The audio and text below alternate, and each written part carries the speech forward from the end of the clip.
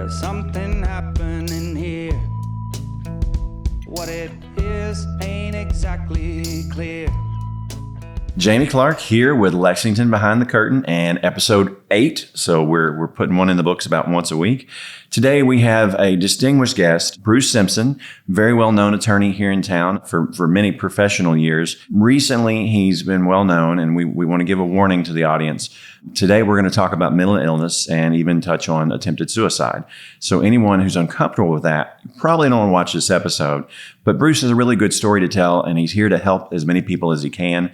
So we want to give him that audience. So Bruce, thank you for being on the podcast. I greatly appreciate it. Glad to be here, Jamie. Thank you for the invitation. So at the beginning of the podcast, we typically give the guest, a couple minutes just to talk about your resume. I know you were in the Army, and obviously you've been a distinguished career as a lawyer here in town. So tell us, your 10-second, who is Bruce Simpson?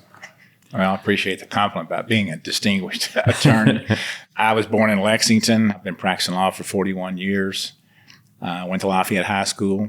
Started out at UK many years ago, but unfortunately got involved in protesting the war in Vietnam, and I was very successful in protesting, but I wasn't successful in going to class. So I got drafted, spent 2 years in the Army.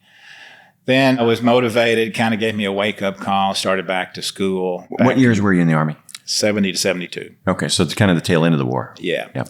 And went back to UK, and then got a bachelor's degree, a master's degree in social work.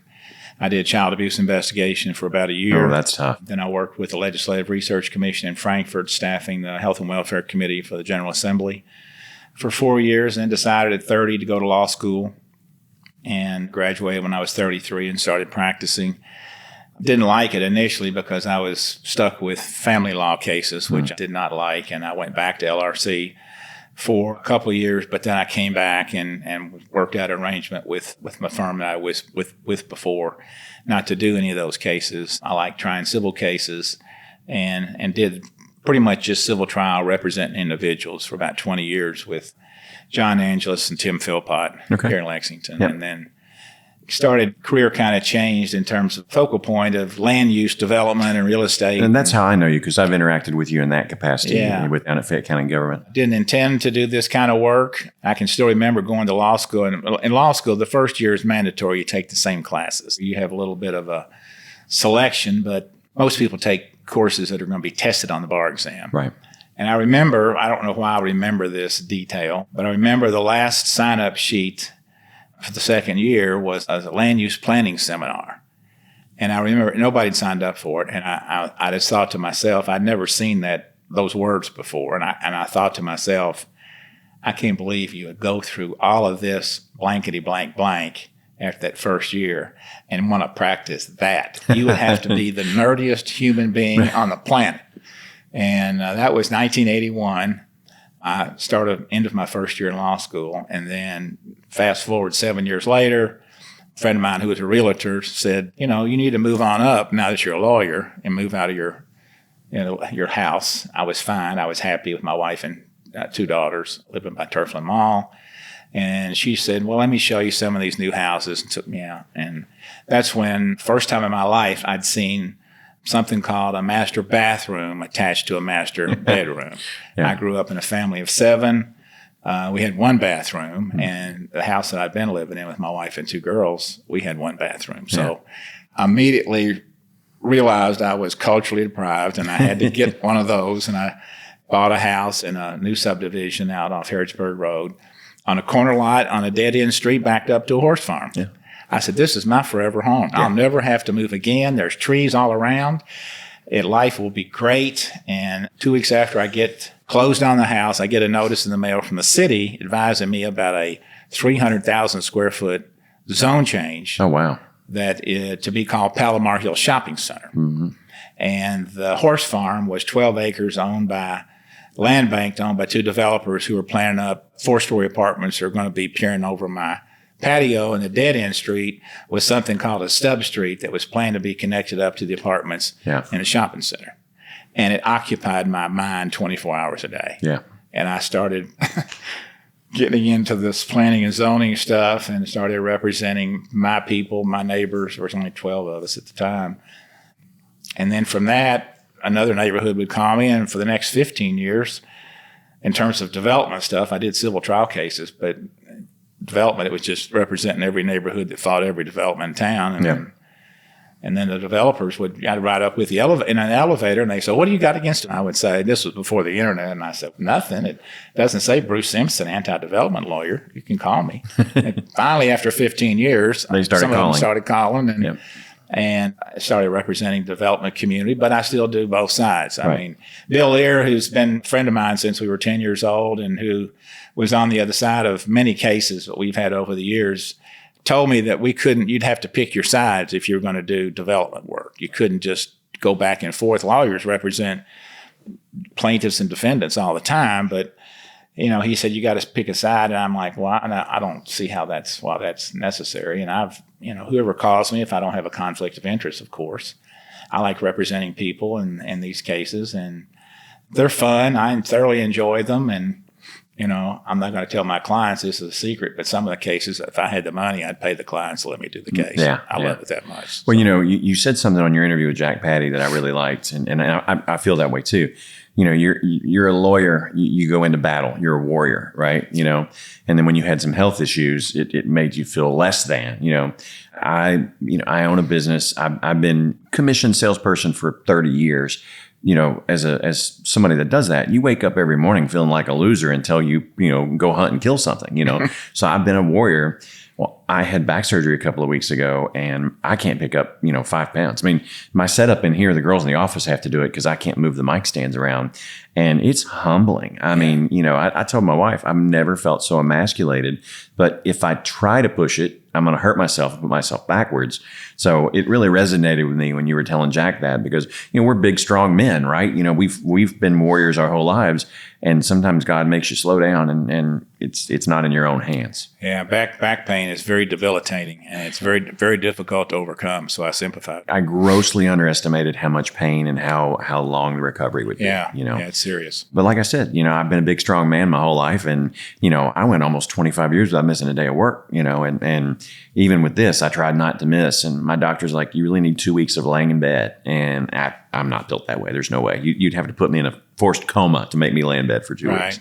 Right. But by this point, you're mid-90s, right? Yeah. I mean, my first zoning case was my representing my neighborhood in '88, and it just kind of grew from there, word of mouth. And it's pretty much been my focal point since the '90s. Yeah. I still do some civil trials, but primarily real estate development, land use law, things like that. Well, and you've got that reputation in town. You're one of like 3 people that if you've got a case, you're going to call one of these 3 guys. So yeah, I mean, it is a very limited area of practice. I think now they do have a course on land use law, but as I mentioned, they just had a seminar when I was there, and it's not really a focal point that most lawyers get into. It's a very specialized area of law. Yeah, but we need that. It's important. Yeah, well. You built a good career out of it, right? I've been very blessed. I have. Yes, I have. So talk to me, and I'm skipping ahead, but you had some health issues a year or so ago, and it kind of triggered some things in your life. So tell me, what you went through there, and kind of walk us through how the next 18 months have gone. Surely. Yeah, I mean, I'd been pretty much healthy all my life, and in February of 2022, I got diagnosed with a heart condition that was treated initially with medication, and my heart was beating too fast. That didn't work, so they had to put me in the hospital for treatment, put me on some additional medication, one of which was blood thinner. And if you take blood thinner, I'm no physician, but I know the warning signs and have felt the consequences, is that you have to be very careful about falling. Yeah. And unfortunately, in May of 2022, while on the blood thinner, I fell. I didn't think it wasn't significant. I was coming around my bed and tripped over my shoes, hit the side of my bed. I thought I hit it pretty hard, but I didn't think anything of it. Yeah. But the next morning I had a massive headache, and I was nauseous, and went to the doctor, and my internist, Dr. Raghavan, looked at me and said, "We need to get you in the hospital." Wow. And so I was in ICU for 2 weeks with a brain bleed. And then 3 or 4 more times after that in 2022, follow-up visits because of that in the hospital. But I would still come back to work. When you're self-employed, there's no guaranteed paycheck. That's it. And if the phone doesn't ring, Important. You're not going to pay your bills. You're lucky in that scenario you got to your doctor. One of my mentors, somebody that I worked for about a decade, we lost him about 7 years ago. He actually tripped over his dog, and he was on blood thinners, and they got him in the emergency room. They couldn't save him. Yeah. He died. I had a good friend of mine fell at his home about a year or two earlier, died from a brain bleed. And also one of my best friends that we started in second grade together died from a brain bleed about 6 months before mine. Yeah. And so I was very sensitive to it, but you think you're invulnerable if you've never had any serious illness, and I hadn't. But anyway, I'd go back to work from the prior hospitalizations. I knew I was moving a little slower, and I was on medication to deal with the brain bleed consequences. I still like work. I like helping people, and everything was, I thought, fine. Right. And then in January of 2023, a little over a year ago, I opened up the mail and received an opinion from the Court of Appeals in a very high-profile case that I had. A lot of publicity about it, and I'd won it. And I was thrilled for my clients. They were super nice people. And I got the opinion and opened it up, and I started reading the opinion and read in the course of the opinion that the respondent, which was me, I was representing the respondent, had failed to file a brief in this case. And I'm like, what do you mean I had failed to file a brief? Of course I filed a brief. I won this case. I filed a brief. That was a big case. Right. But I checked and I hadn't. No. And honestly, it was instant devastation. Wow. Because if you fail to file the brief, even though you won the case, you end up losing, right? Correct. Okay. And I stayed up all night, couldn't sleep. But I knew really from the instant that I saw that it was not something I could recover from, that I couldn't fix that problem. Right. It was over legally. There wasn't anything I could do to fix it. You can't appeal those decisions. Well, you can appeal, but it's not going to do you any good. Right. I knew that. It was a fatal error on my part. So, within 12 hours, I knew in my own mind, because I'd known really for 30 years that if I ever saw myself hurting somebody, witness myself hurting somebody or humiliating myself, that I couldn't live with it. I would read about lawyers that got in trouble for one reason or another, stealing money of a trust fund or whatever. Not that I ever imagined doing anything that they did, but just the thought of being held up to public ridicule like that was something I'm like, I would just kill myself. And so the truth of the matter is I was actually mentally prepared to kill myself for 30 years. Wow. And a lot of it stems from, honestly, dating back to when I was a little boy. I've never felt worthy of anything, honestly, and felt like I was just faking it. And wasn't until my early 40s when people would say, they would see me on Channel 3, for the few people that watch that channel, watching these zoning battles. They would say, hey, I saw you on TV and you did a good job. And I would think, really? Yeah, impacted your self-worth. I've never gotten a compliment like that. Yeah. And I felt good. Mm-hmm. And it was, and then I'd get compliments every so often, and I would need that to feel good about myself. And once I started feeling good about myself for the first time in my life, in my early 40s, I could not lose that. Right. And so for the next 30 years, I knew that if I ever did lose it, if I ever threatened to lose it, that I'd kill myself. You were hanging on by that thread. As bizarre and as wrong-headed as that is, in my mind, that was fixed. I was on autopilot waiting for the right triggering event. And when I saw that I hadn't filed the brief in that case and I'd hurt my clients, I knew what I had to do, and I went about to do it. That's tough. I wonder how many of us out there are walking around that are one bad decision away from pulling that trigger, right? Well, I think, unfortunately, there's a lot. In the last year since my attempt, and just to finish it out, no one could have been more purposeful to die that night than me. So you actually, the day you got that letter was the day that you made the attempt? Well, the day I got the letter, I slept on it, and I didn't sleep on it. I stayed up all night. Yeah. And then the next morning I sent an email to my clients and told them what had happened, sent them a copy of the opinion. I didn't tell them what I was going to do, but I knew what I was going to do. And I went to a gun shop that morning. I hadn't fired a weapon since I was in the Army 50 years ago. And I went into the gun shop and I said, I knew I wanted to get a powerful gun because I did not want to make a mistake. Read about people who'd made a mistake and lived in a nursing home, and I didn't want people to have to visit me and be dependent. If you're going to do it, make sure you're successful. I have a family member by marriage that their father, when I was 14, tried to kill himself on Christmas Eve and used a shotgun, and he missed. Yeah. And he took half of his head off, and he lived to be a vegetable. I haven't talked to that part of my family in a long time, but he was 10 years later still alive, but a vegetable. So yeah, well, and I was aware of those situations. Yeah. And I went about it as if I was preparing for a trial or a hearing. I was very focused on what I had to do. It was just honestly just business.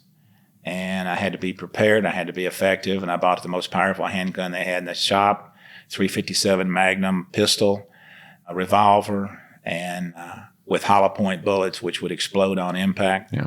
And then I went home. I wrote a note to my family, got an Uber, went to Nicholasville, where my grandparents are buried. I didn't want to kill myself and my family, have my wife come home and find it. I wanted to do it in a public place, and I was going to call 911 before I did it. And so I took an Uber down there. I didn't want to have to come and get my car.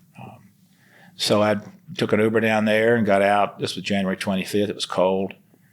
And walked out around the cemetery at Maple Grove in downtown Nicholasville.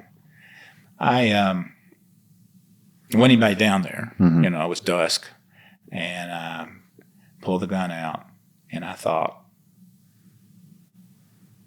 really, Simpson, is this how you want your life to end? Is this how you want to be remembered? And I was kind of like whiffling and waffling. It's one thing to think you're going to kill yourself for 30 years. It's another one to go through it. Sure.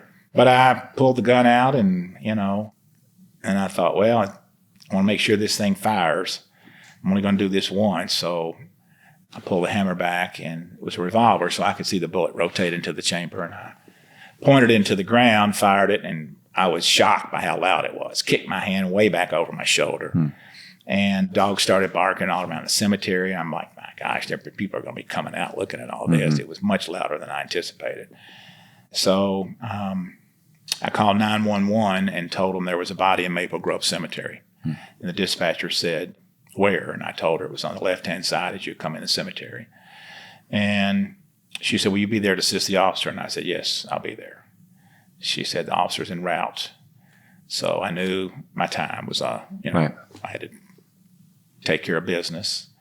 And it's amazing how detail-oriented you are. It's interesting how much care for others you have in your planning, right? You didn't want to do it at home. You didn't want a citizen to find you. You need law enforcement. They're prepared for that kind of thing. So that was my thinking. First responders used to finding bodies. Yeah, but you're being amazingly considerate in your attempt to, as bizarre as all this thinking is, which is obviously totally irrational, but the truth of the matter is, I thought I was benefiting everybody. Because I'd hurt these clients. It was something I couldn't fix. I had embarrassed myself. I had ruined my career. This one mistake. The embarrassment of me would filter to my family, and they wouldn't be proud of me anymore. Right. And they would look at me with less respect. I would be like a scarlet letter in this community, and it was the pain of that was so unbearable that I said, you know what, I'm just better off dead. Right. Really. All things considered, everybody's interest, I'm better off dead. I recognize now that's twisted, tortured thinking, but that was my mind back then, So there's an interesting interview with Mel Gibson recently, and he talks about, the greatest fear that most of us have. And of course, most people say public speaking, but it's not public speaking. It's public humiliation, right? That's for most of us, especially for a proud man, right? That's the biggest thing. Well, Mel Gibson has a different take on it because, he's been publicly humiliated. He's done some stupid things and everything. And he's like, I don't have that fear anymore. He said, I've been there. I've already came back from it.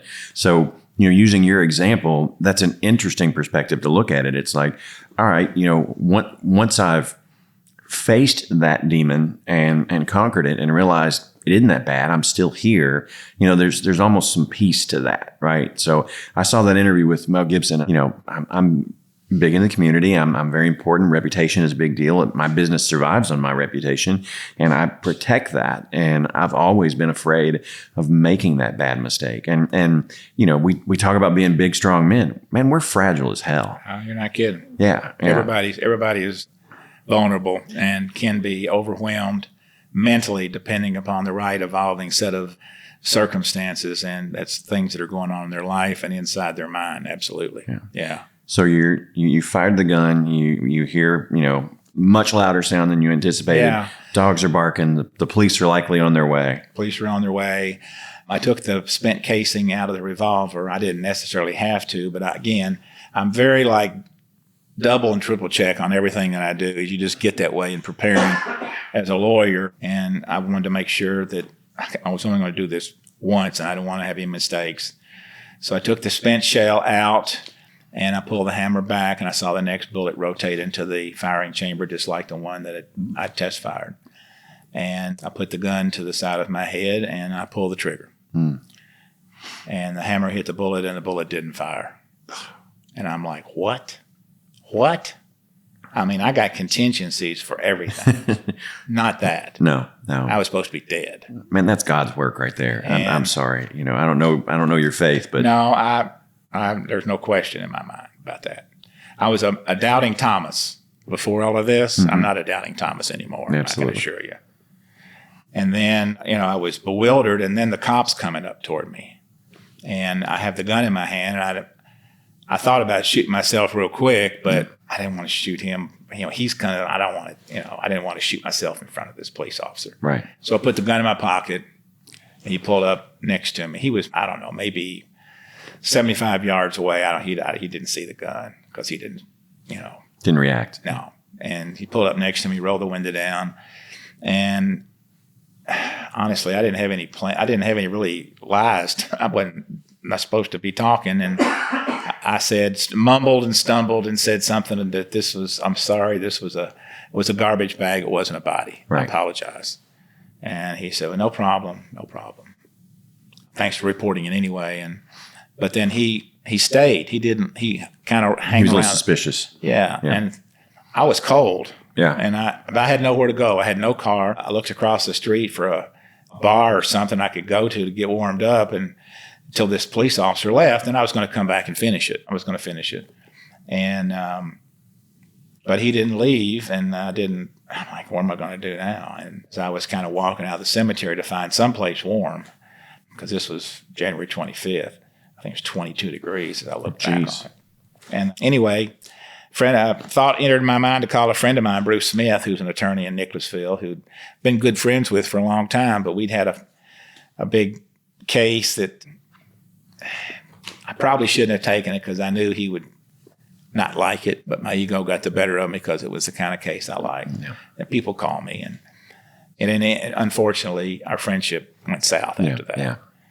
I hadn't talked to him in 5 years, and honestly, I had nothing planned for this event, and I hadn't talked to him. But I said, I thought it entered my mind to call Bruce. I called him. He answered the phone, and I said, "Hey, can you talk?" And he said, "Yeah." I told him I was down here in the cemetery. I had no lies to make up. I said, what am I going to say? I came to Maple Grove. I told him I came to Maple Grove in an Uber to meditate because my wife and I had an argument. Oh, jeez. Now, how unbelievable is that? Yeah. But again, I wasn't supposed to be alive. Right. And he said, well, I'll come and get you. And so he did. And we went and talked for a couple of hours and actually healed our friendship. And I'm sitting there with a loaded .357 in my pocket in this bar, minus one bullet. I'd turned my phone off. My wife had found the note when I was in the cemetery. Oh, so you left her a note before you left the house? Yes. Oh, wow. And I put all my will and all the, take care of all these estate It's amazing how rational you were in your planning to do something so irrational. I hadn't thought about it that way, but yeah, as ridiculous as it sounds, I wanted to at least inconvenience everybody. Right. That's, yeah. which is 'Cause, ludicrous. I mean, typically, and again, I don't want to offend anybody, but my personal belief is that suicide is selfish, right? I mean, you might think that you're helping everybody, but there are people that count on you for one way, shape, or form or another. And you are being selfless in almost every step. I mean, even not wanting anybody but the public, servant to come find you, knowing that they would be the most prepared. I mean, it says a lot about your character that you're giving up because you feel like you failed. But on the way out the door, you want to protect everyone around you. So, I mean, that's deep. I mean, there's no other way to put it. Well, I would say I don't believe suicide is selfish. I think people, there's not too many of us that survived this. But in my thinking, I waited as my family was going to be stuck with my humiliation, something that they didn't bargain for. And it wasn't that shame that they were going to have to endure because of my mistake was going to trump whatever good feelings they had about me. And I thought, which is obviously untrue. I cannot let them live with that. That was my thinking. And in talking with other survivors of suicide since and reading a lot in the last year or so, that's fairly common that the people that attempt suicide think in many instances that they're doing everybody, it's better off for everybody. That was clearly my thinking. Now, I have a wholly different picture now, a totally different picture now. But at that point, I did not think I was being selfish.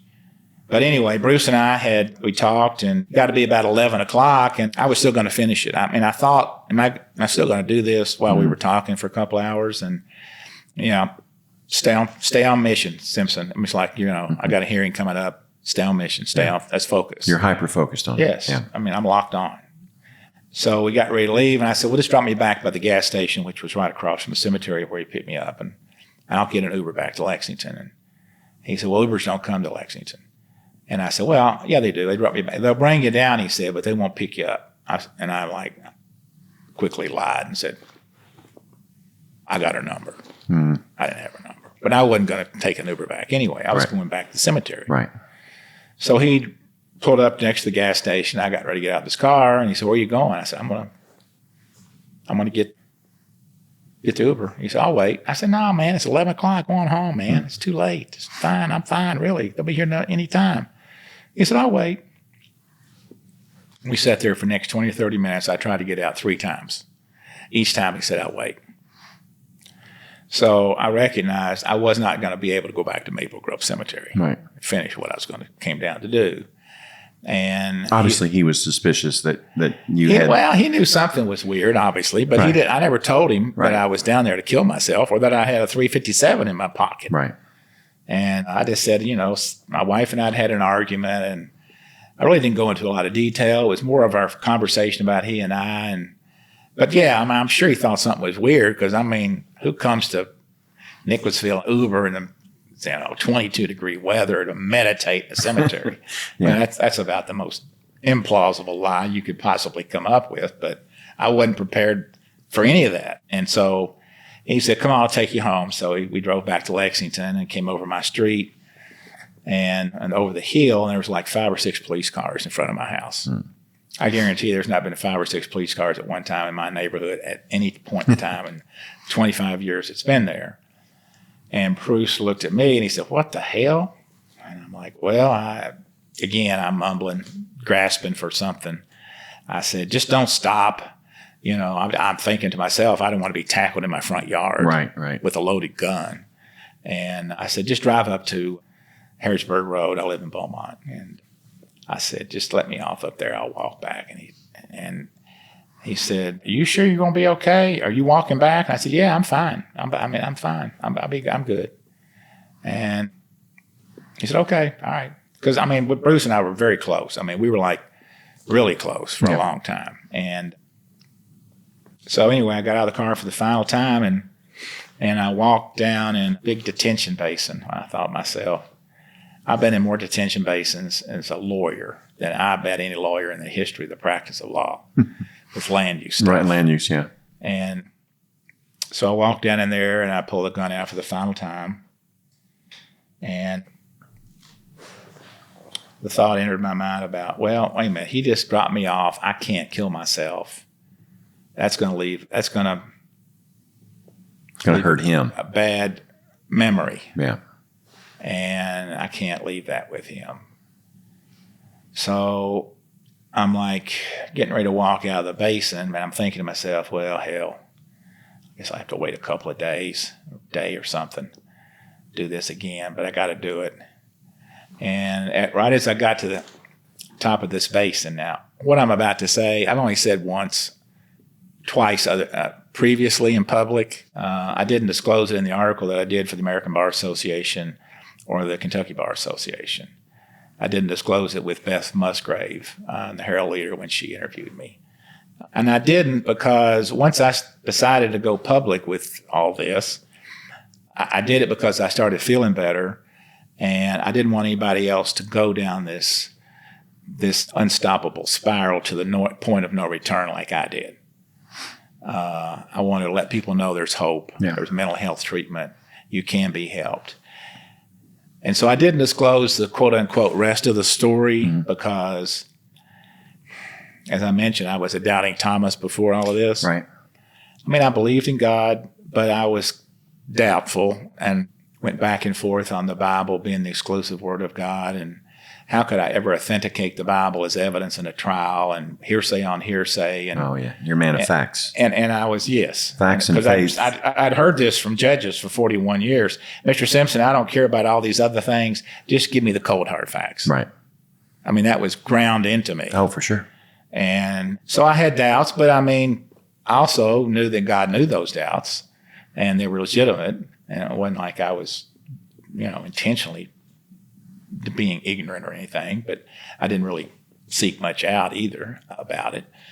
But so I held back what I'm about to say because when I'd heard people say this before, I would like roll my eyes and like, oh yeah, right. Because I'd seen these televangelists. I don't mean to smear televangelists, but they come across too often to me as being a money grab and slapping people on the forehead and trying to get them out of a wheelchair. And I just think it's just distasteful to me. The business of religion is distasteful for me. So that was my personal bias. I had that frame of reference. And I'm like, well, if I say what I'm about to say, people are going to like, okay, Simpson, what are you trying to hawk? You're going to hawk a prayer cloth or ask for money or something. And I wanted to be credible because I've learned as a lawyer in trying cases to juries and in trying cases to elected officials and planning commissioners, I'm only as good as the credibility of my message. Yeah, for sure. And I've learned that I can only be credible if I'm authentic and I tell the truth about the facts. Right. So, in the last year, I've gotten more comfort level about what I'm about to say. Because number one, it's true.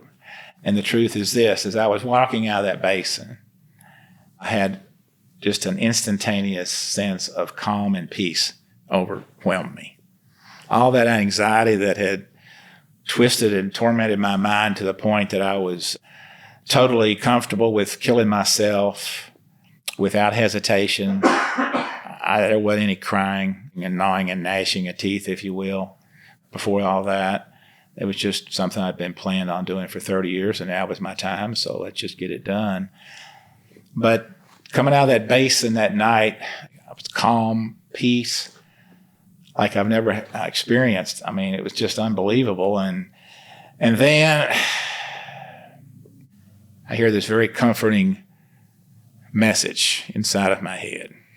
And it said, Bruce, you're not going to kill yourself. You're going to be okay.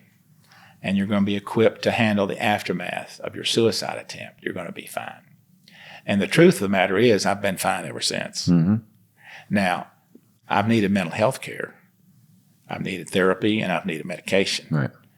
But in terms of the anxiety that was twisted and tormented me, it was extinguished. Now, I expect people that are watching this, listening to this, to be skeptical, because you should be. But because I was before January 25th, 2023, I'm no longer skeptical. Yeah. I heard what I heard. Mm-hmm. I don't know what the odds are of a hammer hitting a brand new bullet and a brand new 357 had been fired once and not discharging when it just had. I'd say it's pretty low odds. But I'm not sure the guys in Vegas could calculate it. So I factor all of that and the intervening things that Bruce Smith did, letting me out of the car. And a relationship that had been dead for 5 years. Yes. Yeah. And, can I prove it in court? No. My purpose really, and even coming public with this, is to let people know, number one, I'm here because of the grace of God. Absolutely. Totally and exclusively.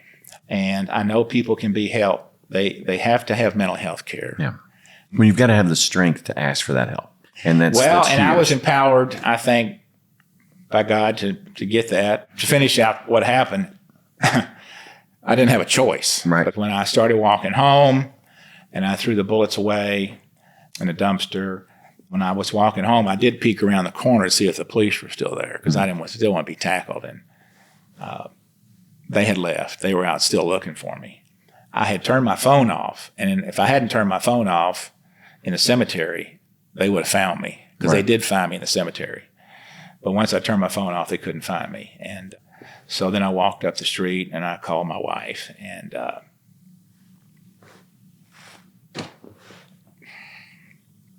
take your time.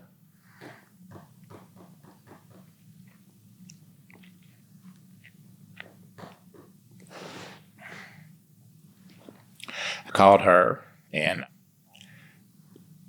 she was ecstatic and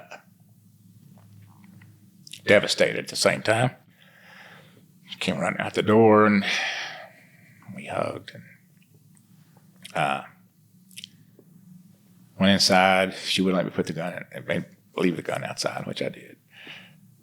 Then she called the police and said, I'm back. And police were there in 2 cars in no time, a paramedic unit. They came in my house. My son was there. And,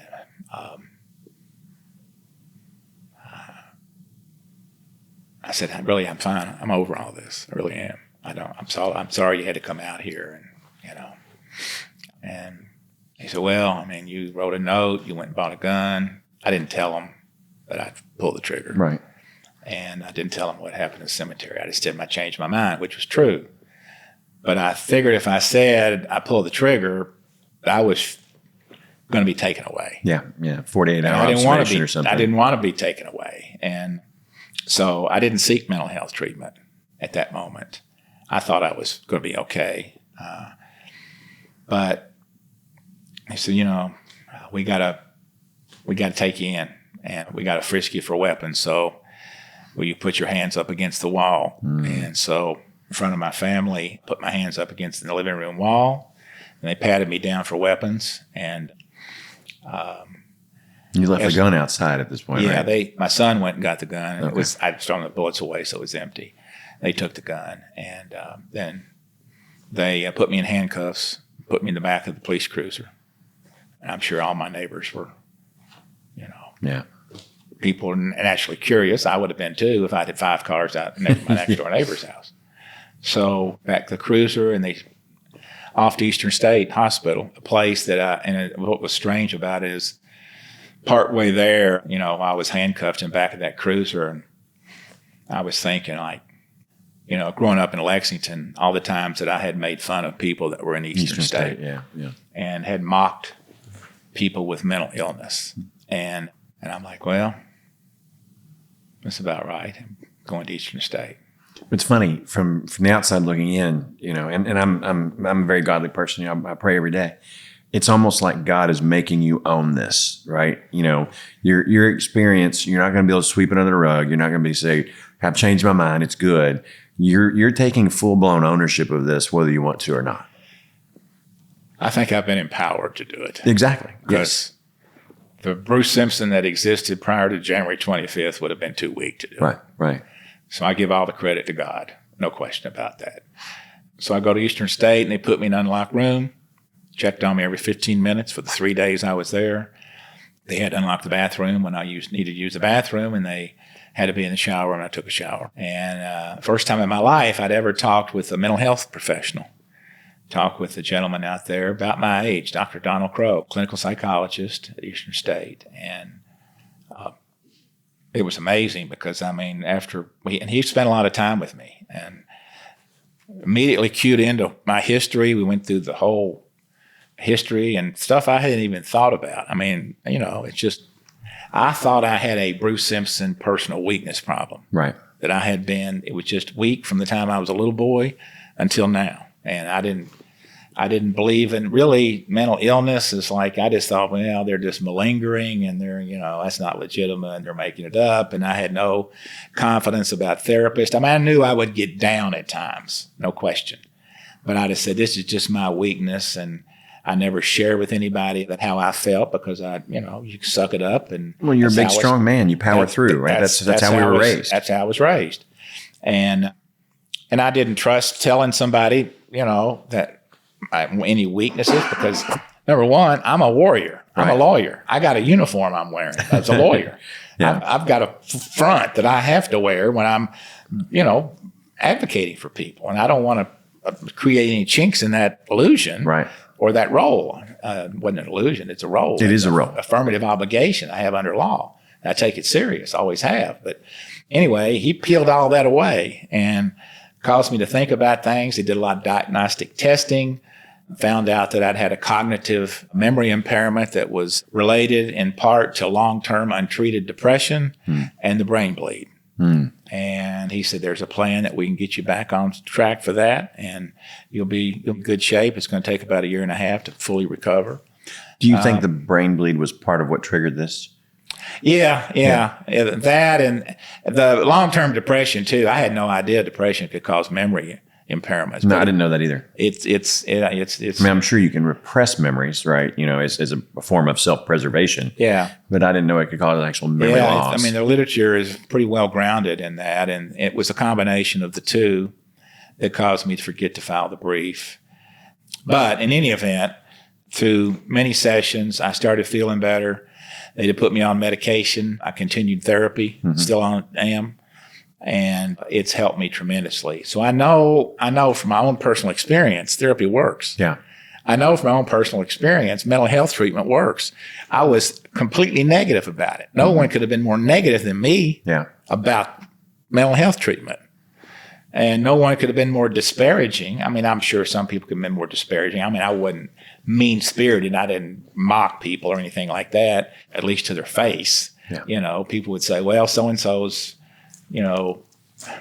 off. They're off their meds or something. And I would laugh. I don't laugh anymore. In fact, it was interesting because last night I had dinner with some dear friends that I've known since I was a kid. Yeah. And they knew of what had happened to me.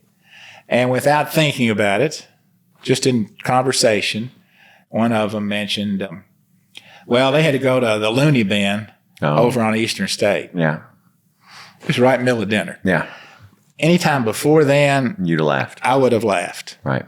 And last night, I mean, I didn't. He was a good friend, and it's part of just our attitude. It's part of our culture. Yeah.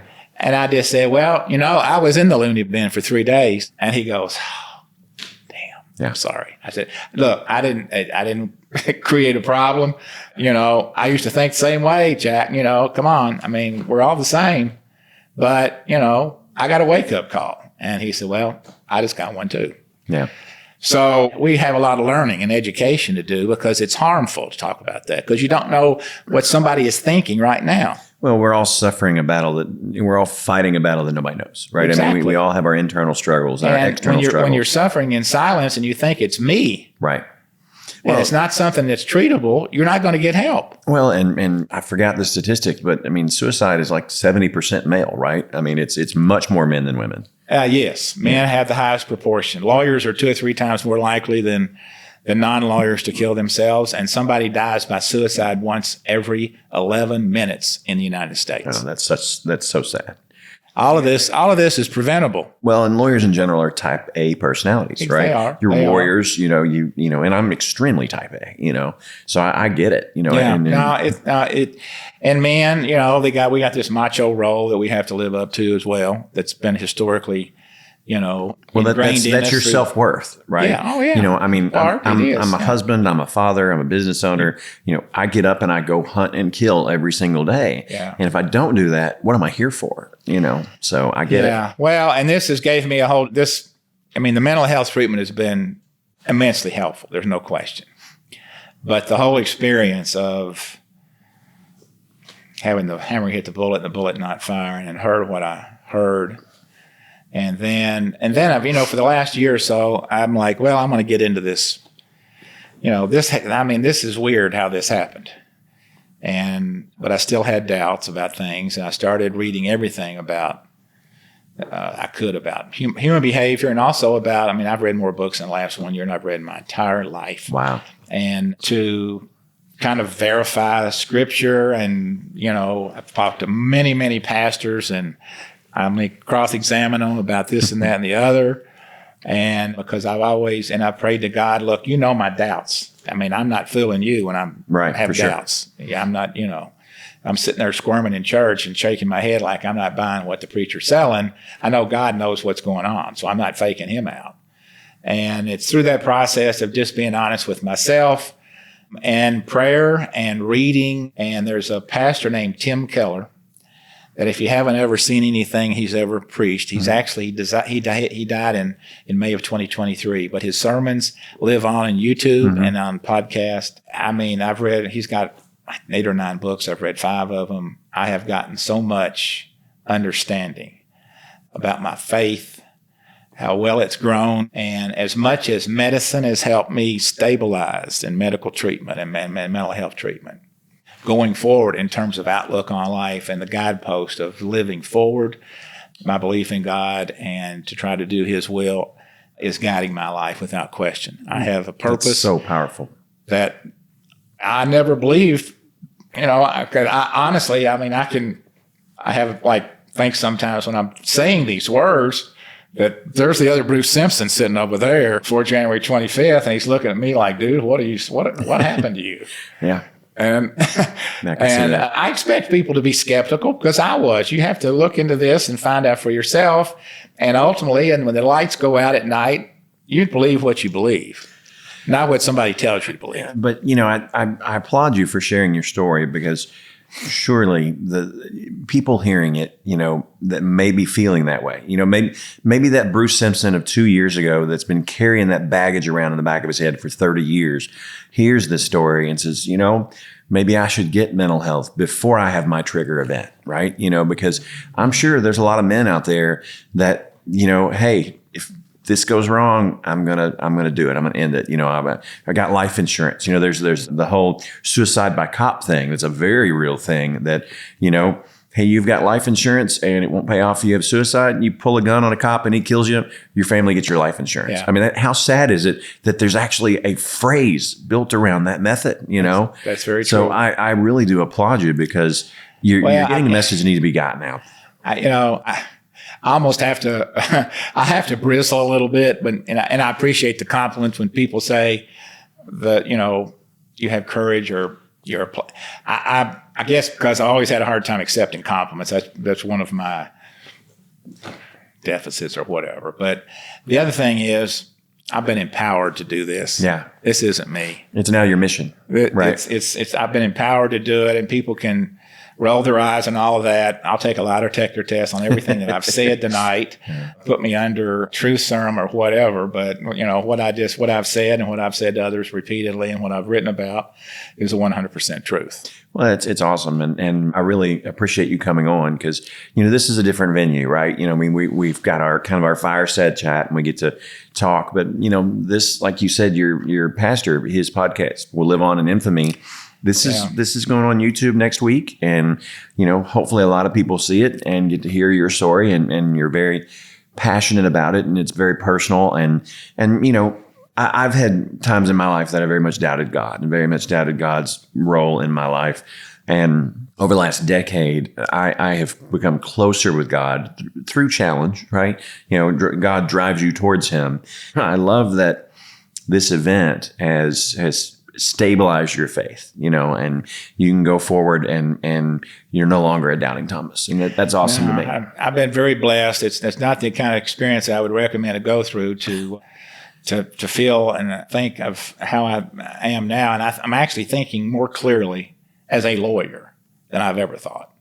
But I've also, since I went public with this, I've had 6 lawyers call me. Really? I'm a volunteer with the Kentucky Lawyer Assistance Program, which we help lawyers that have substance abuse issues and mental health issues. It's all confidential.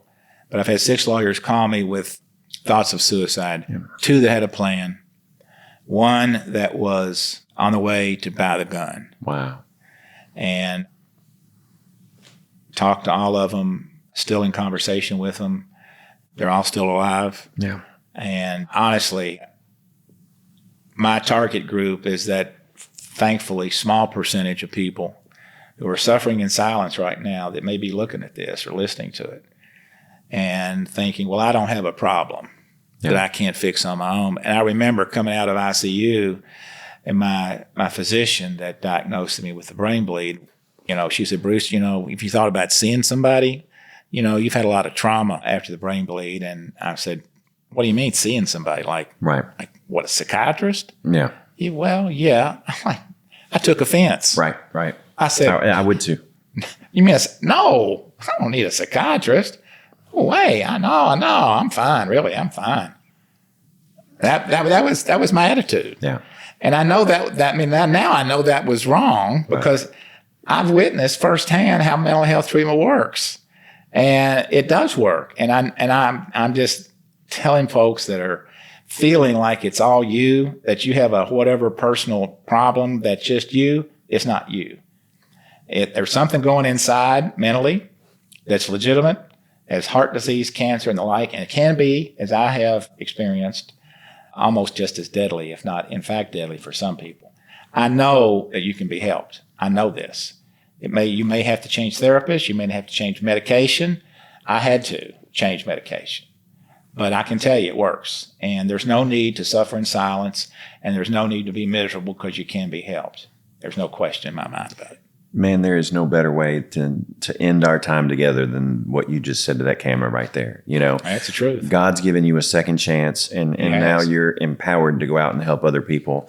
And like I said, I applaud you. I really thank you for your time today. I'll be honest. I got choked up 1 or 2 times because I've lost some people to suicide, and just spending the time with you today, I feel that the authenticness of where you're coming from. And I really do. You're doing the Lord's work by going out there and you've most likely saved 2 or 3 people, 6 people firsthand, but 100 people might see this, so just to correct, you got to save those people, not me. I understand, but God works through us, right? He works through us. Absolutely. But I give him the credit because that's where the credit's due. Well, that's where we'll end our time together. So we'll give God the credit. So absolutely. Thank you for watching episode 8 with Bruce Simpson.